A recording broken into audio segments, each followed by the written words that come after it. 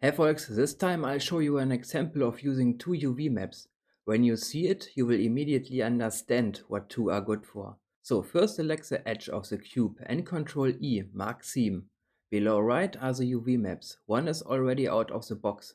Then create a new image. The name is 1 in my case. I like to leave the background transparent. Then unwrap. Next we need the second UV map and of course another image.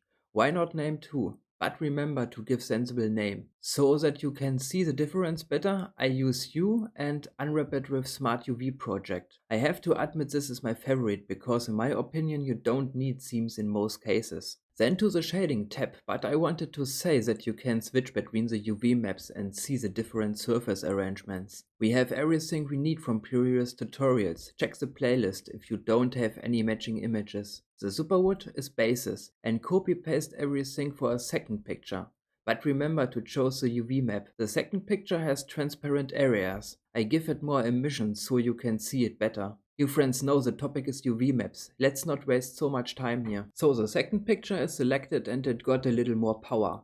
Back to the UV editor, select the UV map on the right and the appropriate image on the top left. Then viewport shading, and you can see when I move the unwrapped faces it only affects the one UV map. Then select the other UV map, insert the correct image again, and you can scale and move the areas without affecting the other one. Super handy. I scale all the faces and push one all the way into the image, but now I only want to have the picture on the chosen one. I select the right area in edit mode. I had to cut the video, there were 6 possible ones and of course I found the right one last. When you have found them, in edit mode Ctrl E for select inverse and move all others so that you can no longer see them. There used to be an option, something like not repeat the image, but I can't find it anymore. Then thanks for joining in and see you next time.